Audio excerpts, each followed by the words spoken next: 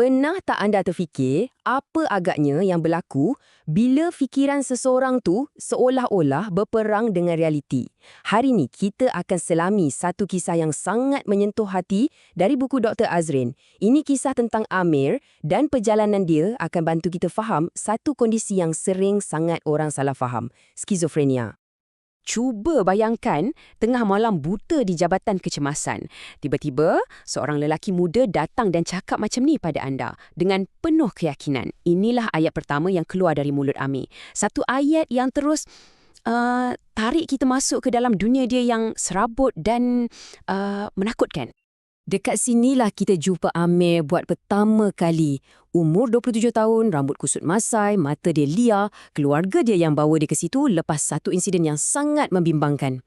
Inilah titik di mana dunia Amir dan dunia realiti berlanggar dengan kuat. Okey, jom kita masuk bahagian pertama kisah Amir. Bahagian ni kita akan fokus pada keadaan dia masa mula-mula sampai hospital. Masa dia dalam keadaan psikosis yang aktif, waktu fikiran dia betul-betul tengah berperang. Bagi Amir, semua ni bukan khayalan, ya. Benda ni betul-betul terjadi pada dia. Dia yakin ada satu organisasi rahsia tengah kejar dia. Dia nampak drone-drone kecil tengah perhatikan setiap gerak-geri dia. Kepercayaan palsu macam ni, atau delusi, inilah sebenarnya inti kepada psikosis. Satu keadaan di mana seseorang tu dah hilang hubungan dengan realiti. Dia bukan menipu. Bagi dia, inilah dunia sebenar dia. Soalan ni penting sangat. Sebab, untuk kita faham apa yang tengah jadi sekarang, kita kena tahu siapa Amir sebelum semua ni bermula. Jom kita undur masa sikit, kita kenal siapa sebenarnya anak muda di sebalik semua delusi ni. Jadi, siapa sebenarnya Amir yang keluarga dia kenal? Mari kita tengok betapa berbezanya dia yang dulu dengan keadaannya sekarang. Kontras yang sangat ketara. Dulu, Amir inilah harapan keluarga. Dia seorang graduan kejuruteraan yang bijak, rajin dan penuh dengan impian.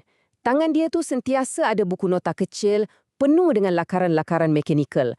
Dia bukan seorang yang pelik, tapi seorang anak muda yang potensinya sangat besar. Penyakit ni tak datang secara tiba-tiba tau. Ia bermula sikit demi sikit. Lepas dia hilang kerja masa pandemik, satu tekanan yang hebat kan, Amir mula asingkan diri.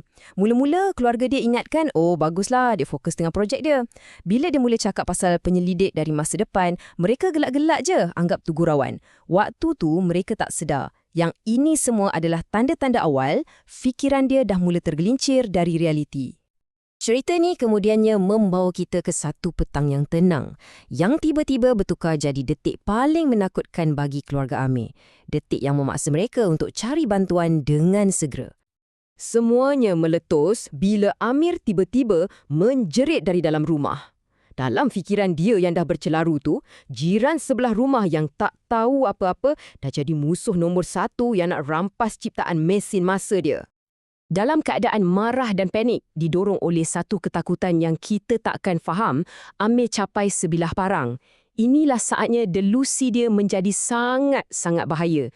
Bukan saja untuk diri dia, tapi untuk orang sekeliling juga. Nasib baik, ayah dia sempat bertindak. Dia terus tarik Amir ke belakang sebelum apa-apa yang buruk berlaku. Insiden inilah yang menyentap keluarga dia. Mereka sedar keadaan Amir bukan lagi sesuatu yang boleh diuruskan di rumah. Mereka betul-betul terdesak. Dan kata-kata ibu dia pada doktor ni merangkum segalanya. Kesedihan, kekeliruan dan rasa kehilangan seorang ibu yang tengok anak dia berubah jadi orang yang dia tak kenal.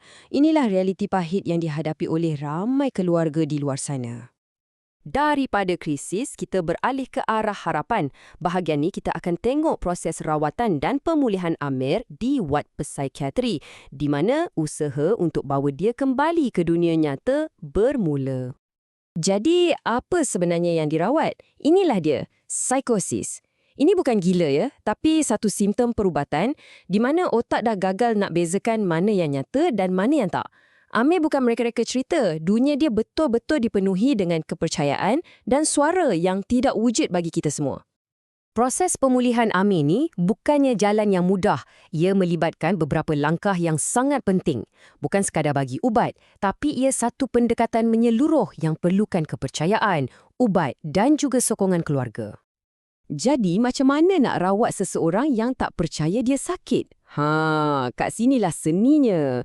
Amir mula-mula tak nak makan ubat. Dia percaya tu racun. Dr. Azrin dengan bijaknya tak nafikan pasal mesin masa tu. Sebaliknya, dia jadi penjaga rahsia untuk bina kepercayaan Amir dulu.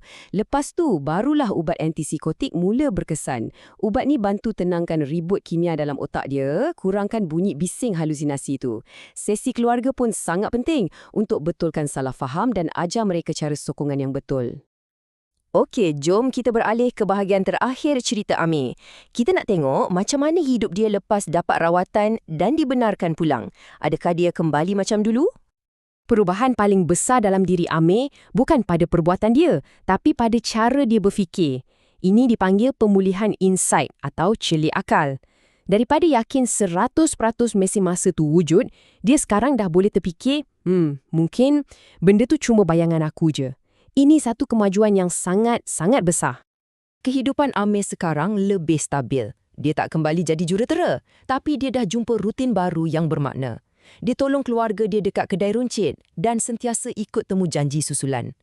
Pemulihan ni bukan tentang kembali ke masa lalu. Ia tentang membina kehidupan yang baik pada masa sekarang. Dan inilah kata-kata dari Amir sendiri yang tunjukkan harapan dan kebijaksanaan yang baru dia jumpa.